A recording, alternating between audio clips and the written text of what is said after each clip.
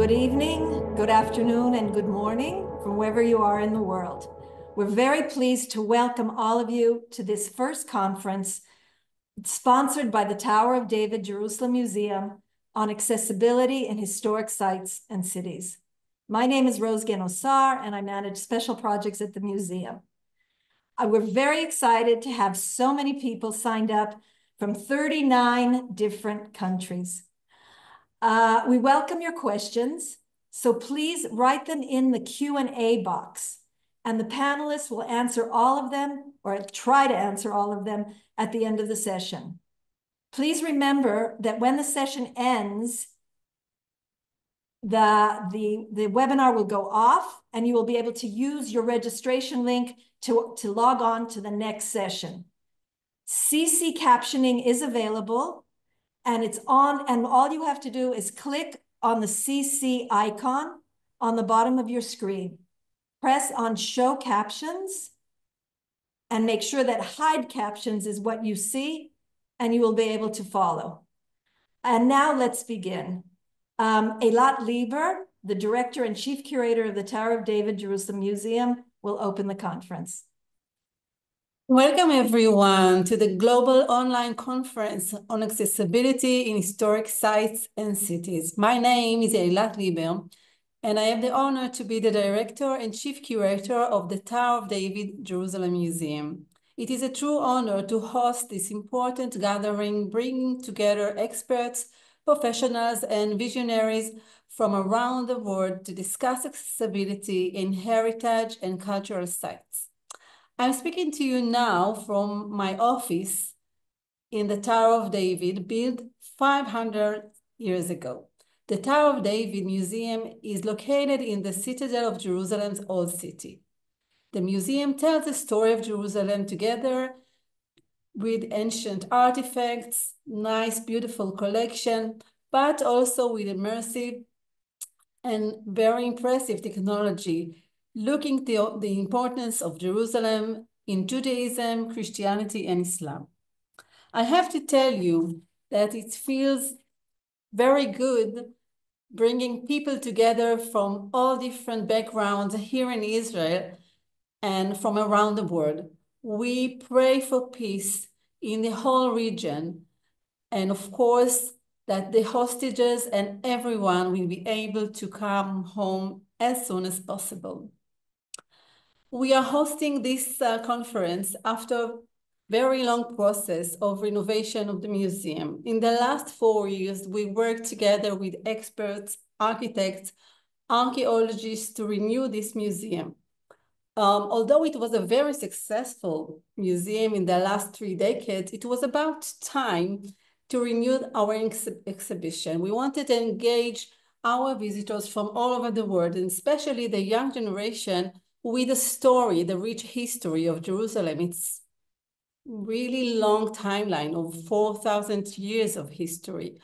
And we wanted to use technology together with a new collection. But first we realized that we have to look at the site, the ancient rooms, towers, and walls, and to see what happened here in the last decades.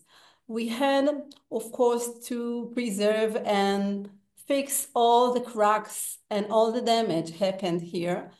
And for the first time, we thought about accessibility. You have to know this place, it's a huge and impressive fortress. It was never meant to be a museum, of course, not an update museum. So we had to find solutions and ideas how to make it accessible, how to update and install technology. We had no guidebook, and we had to find information, to search for knowledge together with the architects, archaeologists, and many experts and designers. We contact people from around the world, especially heritage building sites, historical cities in Europe, to learn from them. But it took us a very long time to find answers. That's why we thought it's the right time to be able to share our experience, challenges, and knowledge with you today. But instead of talking about it, let's see a movie about the Tower of David Update Museum. Ariel, can you show us the movie, please? The Tower of David, the new gateway to Jerusalem, a place that holds thousands of years of history, from the days of the biblical kings to modern times. Since its opening in 1989, millions of people from Israel and around the world have visited the museum, its exhibitions, cultural events, and spectacular night experiences. But after more than 3 decades, the time had come for renewal. Thanks to our many partners, the Museum Renewal Project has come to fruition. It was a comprehensive project that included multiple challenges, the largest of which was transforming the historic site into a modern and accessible museum, while preserving its original character, conserving it, and ensuring its stability for future generations. The renewal includes a new entrance pavilion, a shop and a cafe, infrastructure improvements, accessibility enhancements, restoration of the minaret, the iconic symbol of Jerusalem, and the highlight, the new permanent exhibition. 10 galleries combine innovative technology, interactive presentations, archaeological findings, and ancient artifacts. Together, they tell the story of the significance and sanctity of Jerusalem to visitors around the world. And the result? A contemporary and leading museum that showcases the historical and cultural richness of the city. Here, we tell the story of the city that is unlike any other in the world. The Tower of David, the new Jerusalem Museum. And now let's begin our conference by talking about modernizing historical sites while respecting the integrity of the buildings and the ancient places. Joining us today are 3 experts in the field. Professor Architect Etan Kimmel, our friend, is a co-founder of Kimmel Architects of Tel Aviv, Israel. The award-winning studio, founded in 1986, is focused on cultural and civic projects, alongside urban design, residential and interior design. The firm is a leader in the field of architectural preservation and rehabilitation and was instrumental in the architectural renewal of the Tower of David Museum. Hi, Etan. Hello. Together with us also Mark Trieglaff, a president of Accessibility Constellation and Training Services in the United States and worked as accessibility specialist with LCM Architects. Hi, Mark. Yes, hello. And Coco Raynes is an expert in wayfinding and accessibility and president of Coco Raynes Associates.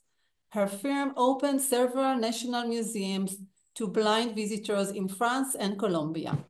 The groundbreaking work was influential and forged the right to equal information into a law in France.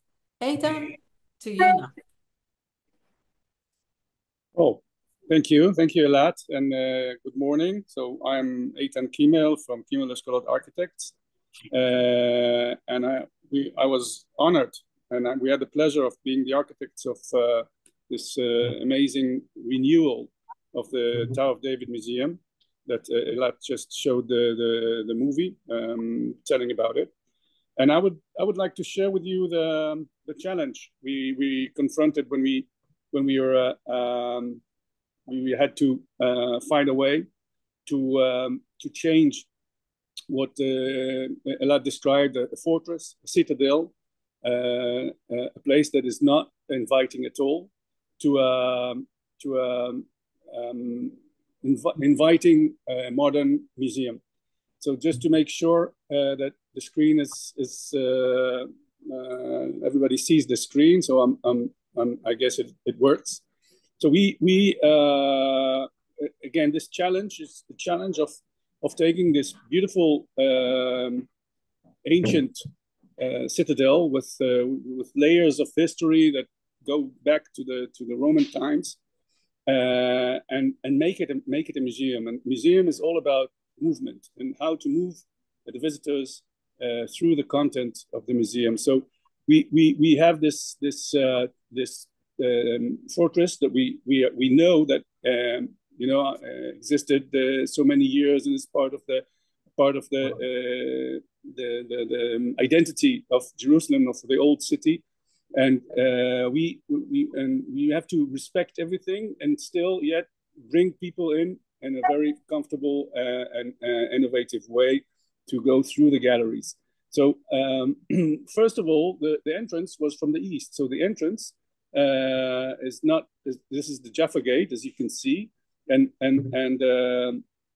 before the renewal, all this the way the citadel looked, it was years. It was firstly renewed, I would say, in the 80s, 1980.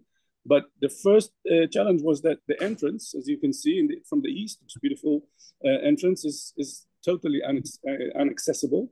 And part of our idea was to move the entrance of the museum to the west, to connect it to the lively streets of Jerusalem, and invite people in from the west, and there take them, of course, in a very accessible way, take them into the museum. So this was the first challenge and solution that we did, and then afterwards, how to bring them from level to level, how to make it possible to people to walk through the galleries, avoiding stairs, and bringing them all the way through all the galleries until the end of their tour.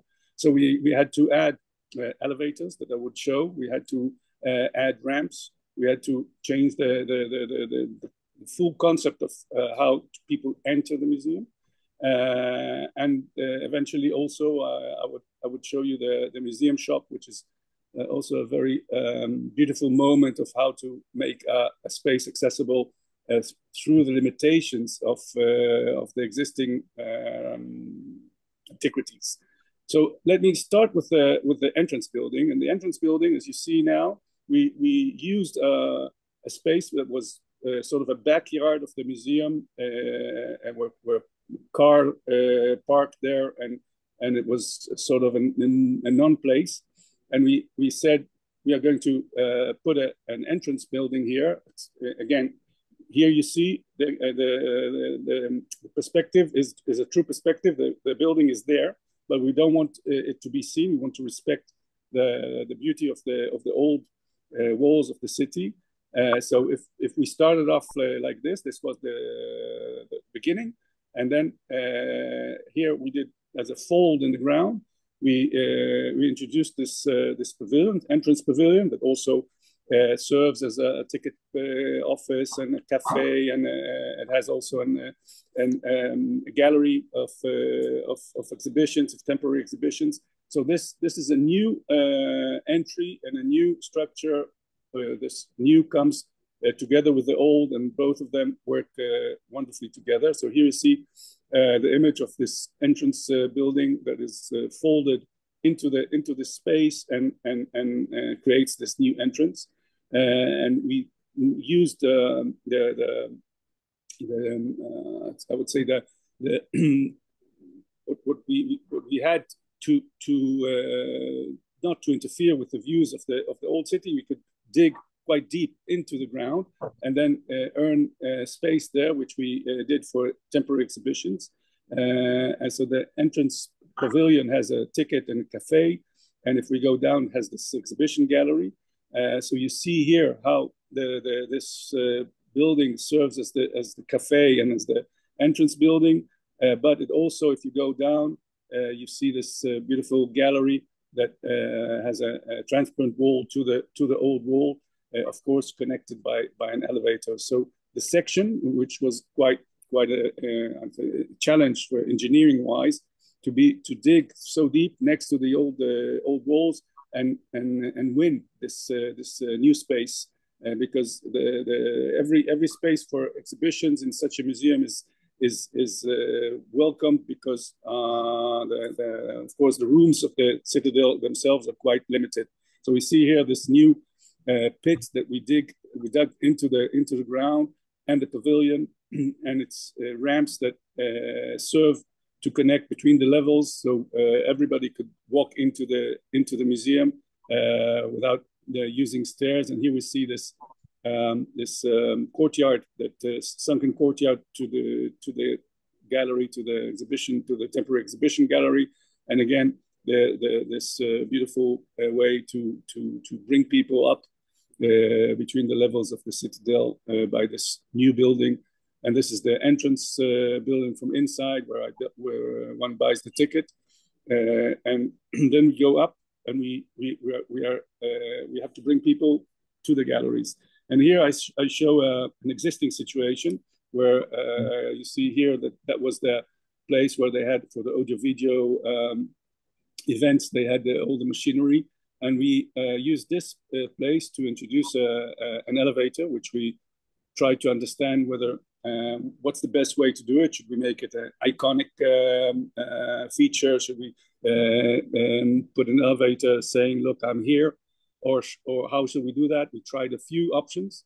At the end, we chose for a very beautiful transparent elevator shaft that you see here as a rendering.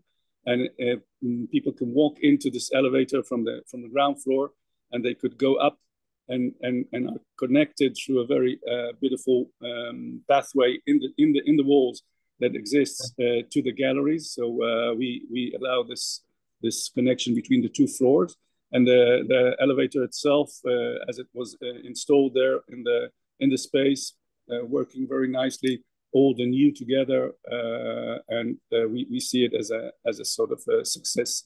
And for another challenge, we had this galleries here, as you see, gallery 5, gallery 6, and again, very steep stairs that we had to solve.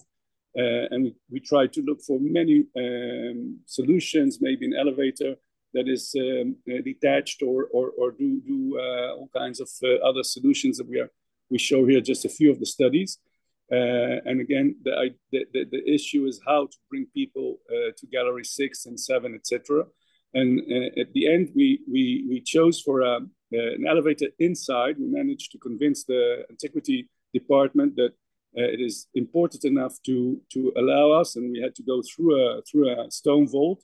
And as you see here, this elevator that is sort of in the structure helped us to solve this solution of connecting 3 levels: the level of the gallery 5, level of gallery 6, and level of gallery 7.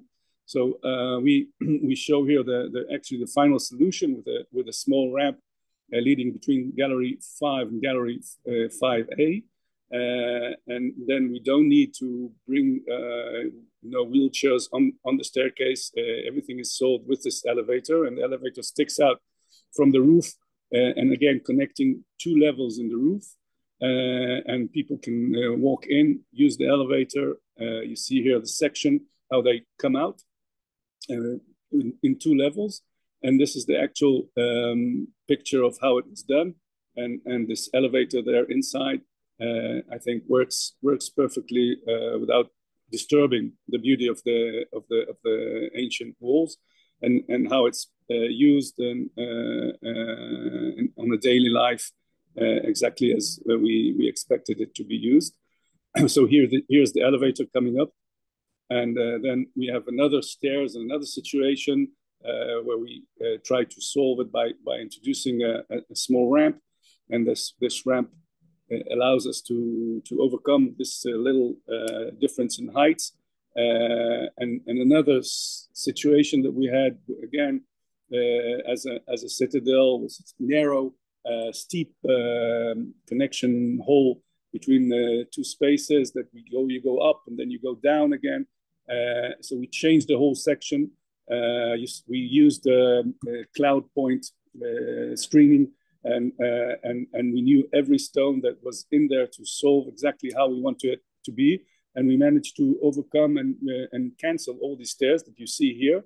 So people could actually use this corridor and will not find these stairs at the end of the corridor. So it's kind of a victory in this aspect. So you see here the new alley that climbs up, but it will not have stairs at the end. And then the galleries themselves, where we had to introduce all the functions, electricity and heating and cooling and everything that needs to be in the contents and content. And we use the floors to bring in all technology and then cast the floor with a polished concrete. And then on this polished concrete, we could have the content, and the content is also designed in an accessible way, so everybody could enjoy it and understand the content of the galleries.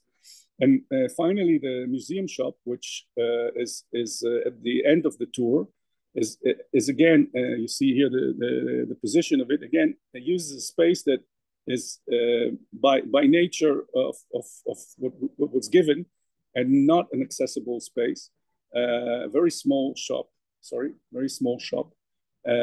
And we tried to understand how can we make this accessible. And at the end, we came and we made a situation where if you sit in a wheelchair and you could see all the shelves, all the items, you have an iPad, and you could point out everything that you want to see, and it will be brought to you.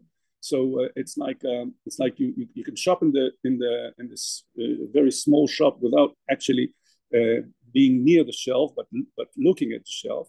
So you see here how we imagine this way. Everybody could shop in this sweet little shop that is here, and this actually works. And this difference of height is also used to close the shop in the evening. So we could slide this door, and again, the way the connection, the eye contact of everybody to all the shelves.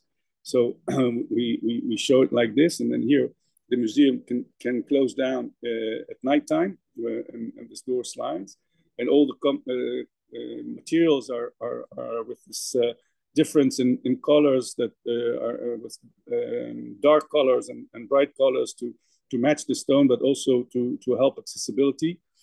So we're marked here all the sort of materials that we use, from steel, from dark painted steel to concrete to the stone and to the glass. And this is the picture of how it's done and how it works today in the museum. And last issue that is kind of a question that I think is beautiful to raise in such a conference is a study that we did. There is one place in the museum which is not accessible, not yet. And this is the Tower of Fatsael. It's the highest tower of the museum, but not only that, it's the highest place or level in all the old cities. So the views that for people that walk up there is unbelievable and incredible. And sadly, it's not accessible. So only, and I think 90% of people that come to the museum, they go up there and they enjoy the view. So we were asked by Eilat to start a study and see how can we make this accessible. And we made a study. Of course, it has a sort of a price because the elevator will be there in the outer space. But we believe that still, if we do it very delicate, and we show here the way we thought it's going to be only with a sort of a structure that leads a box, a glass box up and down, this could be even a beautiful feature architecturally with the integrity, and it could create the solution to have this beautiful roof accessible. So this is what we hope to achieve in the future, but of course it will take time, and we'll have to convince all authorities that this is worthwhile doing. So this is yet to be continued. So this is it for what I wanted to show you this morning in the conference. Thank you very much.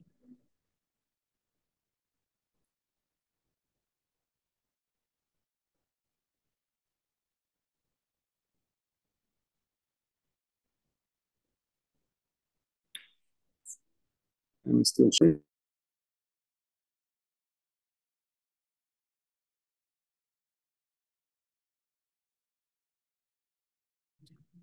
Thank you, Etan. If you have questions to Etan, please send them, and we will have time in the end of the session. And now to you, Mark, please.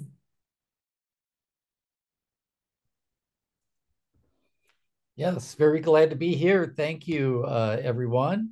If we could start the slides, that would be great.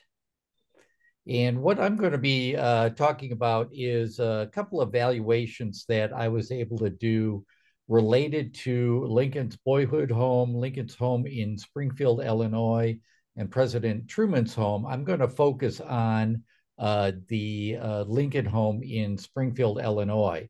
And again, our things that are old to us probably might not be as old as obviously many of the things that people are working on here. But hopefully it kind of gives you some of the idea of how the Americans with Disabilities Act is trying to address historic sites in the United States. So next slide, please.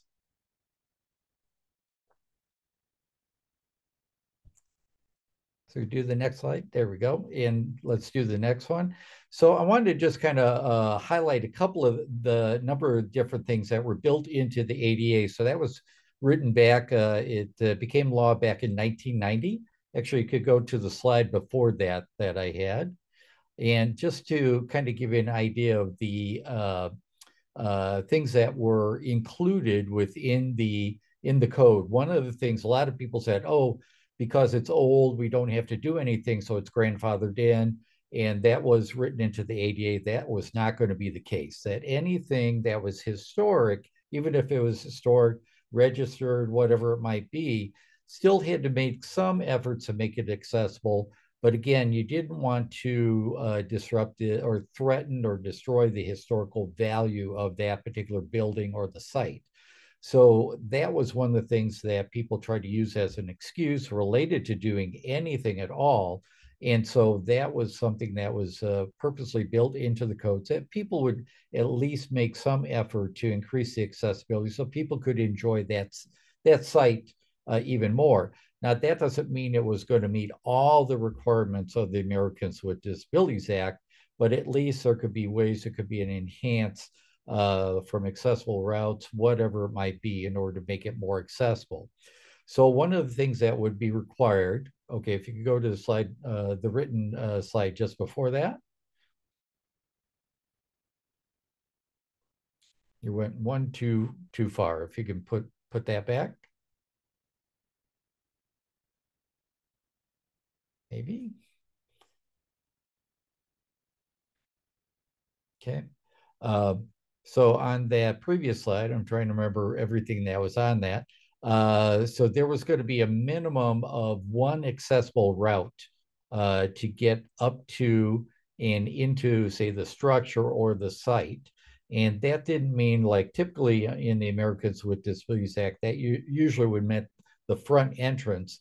But in some situations, that just wasn't going to be the case.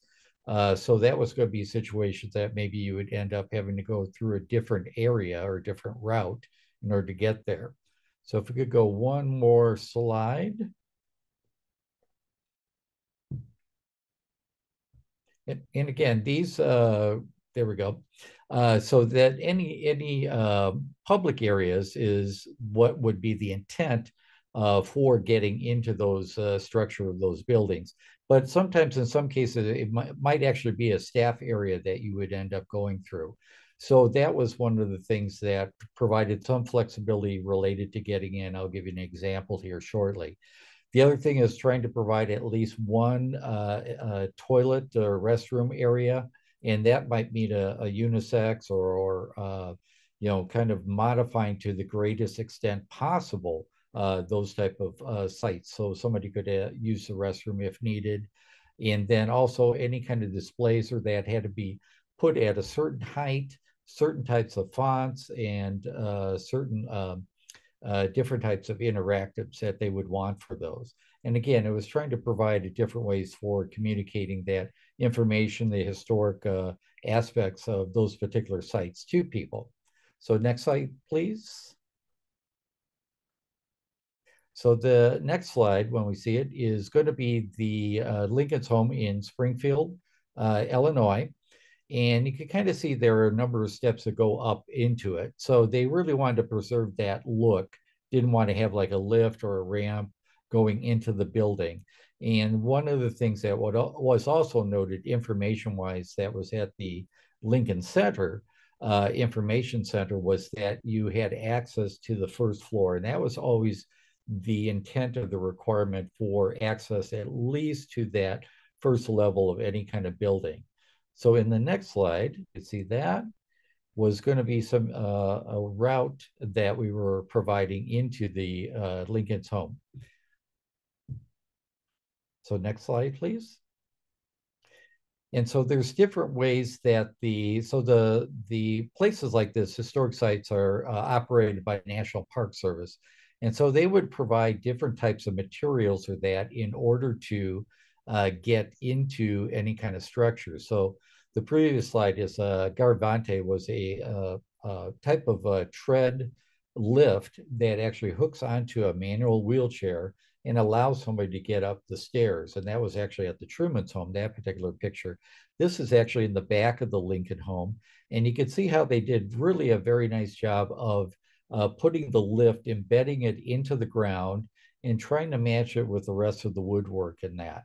So you could see on the left-hand side there what it just kind of looks like. And you could notice that there is something there. And when they were going to have somebody that was going to need that particular lift to get into the back area, they would put those those railings on, and then by an operator that could operate, lift it up to the back porch, and that would bring you into the back kitchen area of the Lincoln home. And so from there, they would be able to go throughout the first floor of the building. So in the next slide, if I could see that, please. One of the things that they would be requiring as it related to anything for the home like that was any type of effective communication. So one of the things that they would show like a little video that would be going on and make sure that it had open captioning. The other thing is that providing some different type of assistive listening devices. So if there was somebody that was doing a tour or lecture, that would be something that would be able to go around. More of the modern ones have they have adapted with the National Park Service onto people's smartphones. So there is an app that they can download. And what it does is kind of go in more descriptive detail of different items within the building or a particular object that they want to explain in more detail. And so that's something that would go in very descriptive language. So it's much easier to understand what was going on. The other thing that was provided related to this was if you couldn't have access to the second floor, that they provided different information related to description of the second floor, but also there would be pictures that were taken. And in some cases, not in the Lincoln home here, but in a different presidential home, Woodrow Wilson's home, they actually had a live camera that was up on the second floor that would move back and forth and would scan the different areas in different rooms. And so there was a television on the first floor that people could at least look at that and get an idea of what it was that was being, that they were not able to see up on the second floor, but they would get a very good idea of what was in those rooms because that camera would be scanning back and forth. And there could be a docent or an instructor there that could explain a little bit more detail on what they were seeing. One of the things that was going to be created by an architectural school that was in the city of Springfield was a three-dimensional floor plan of the second floor of the Lincoln home, and something that anybody could be able to see up close, but also be able to touch. It was going to be a structure that was kind of a hard plastic. So people would have the ability to be able to touch it, and it would be labeled with both lettering and braille so that they would know what each one of those rooms were up on the second floor there. So next slide, please.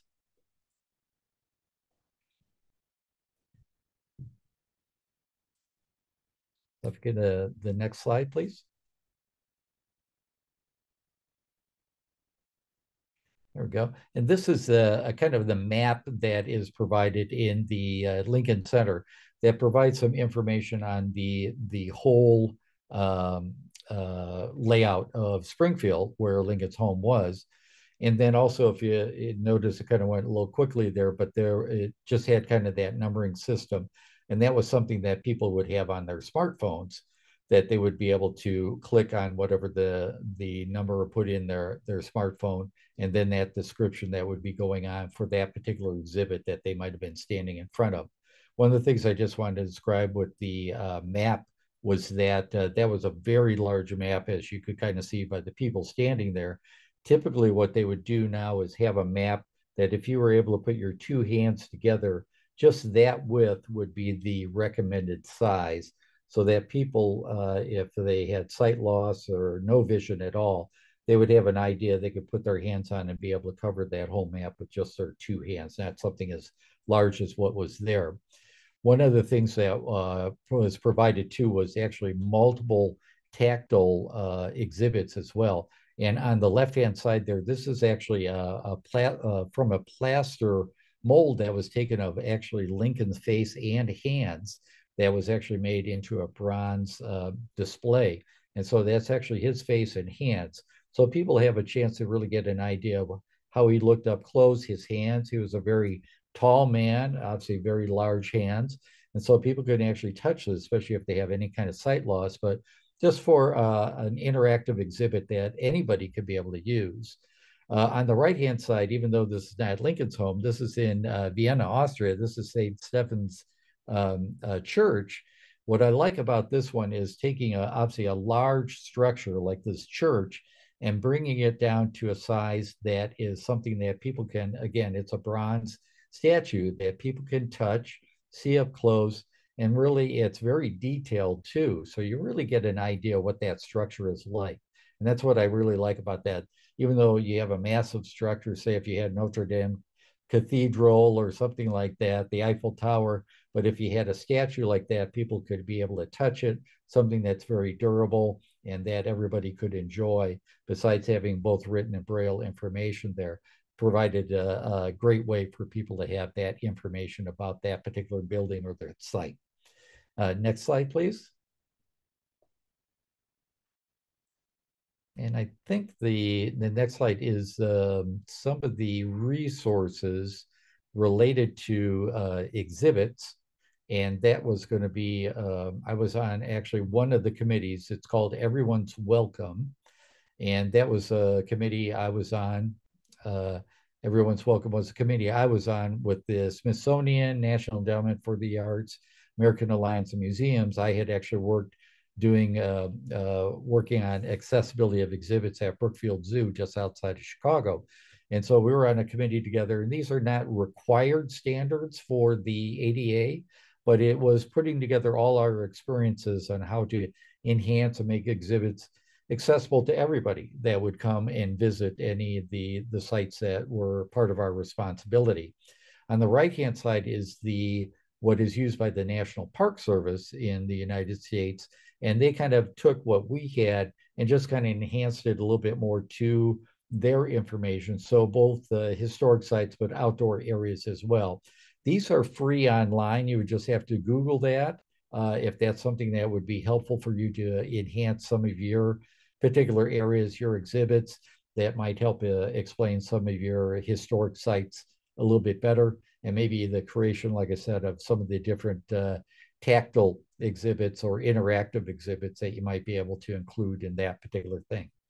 So that's my presentation. So I thank you for your time. And if there's any questions, I think we're open to that when everyone is completed with their presentations. So thank you. Thank you, Mark. And now to you, Coco.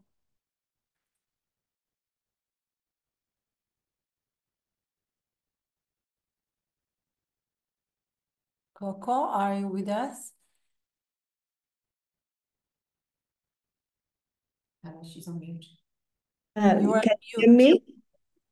Yes, yes. Okay. How many minutes do I have? Actually, you have 10 to 12 minutes. Okay, we'll try. Can Okay, can you start the presentation then and let me talk in between?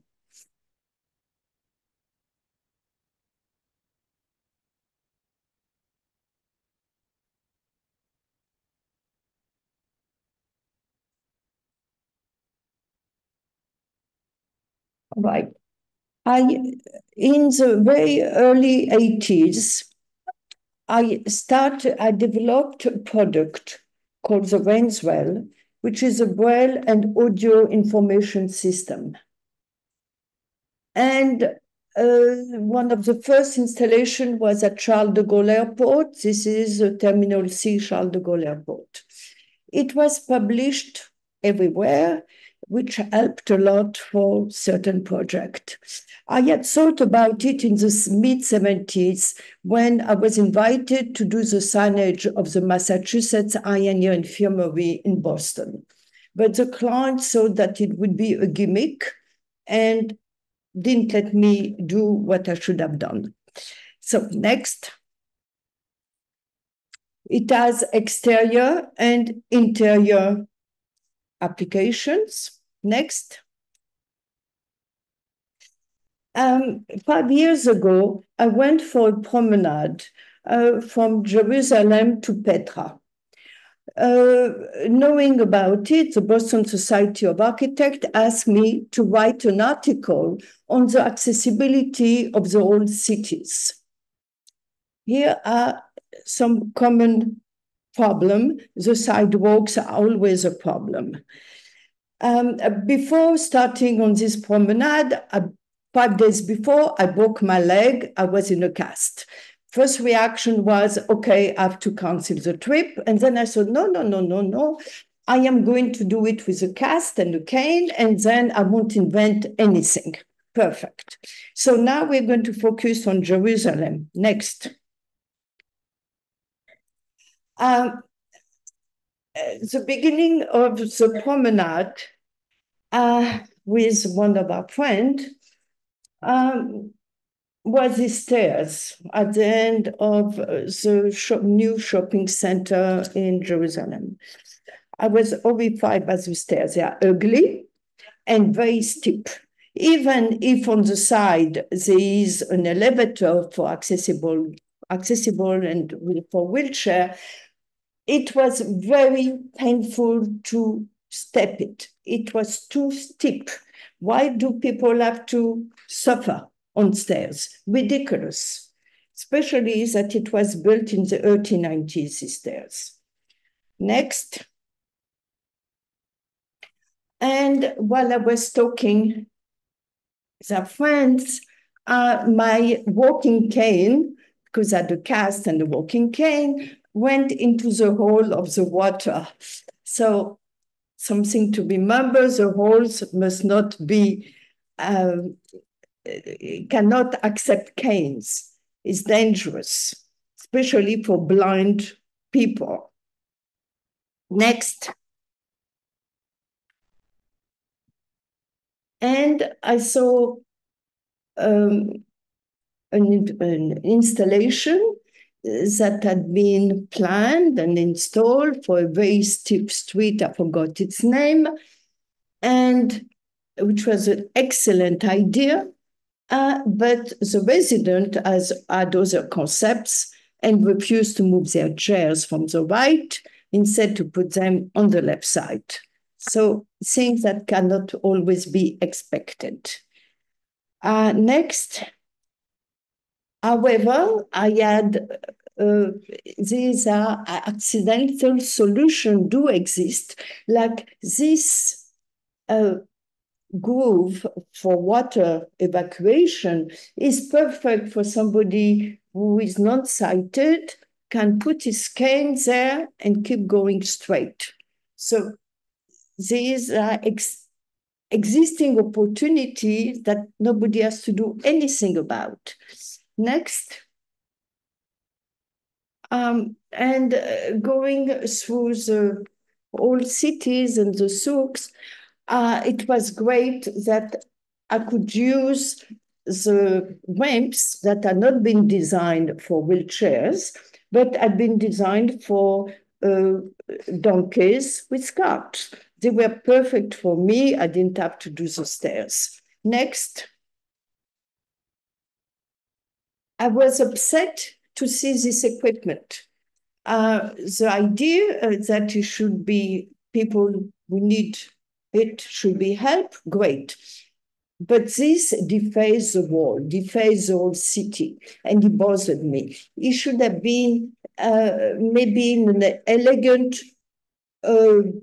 box, like a modern elevator, which does not compete with the stone or be hidden by the stone, by different other stones, but it disturbed me. It was a terrible intrusion in the whole city, visually, for me as a designer, aesthetically, a problem. Next.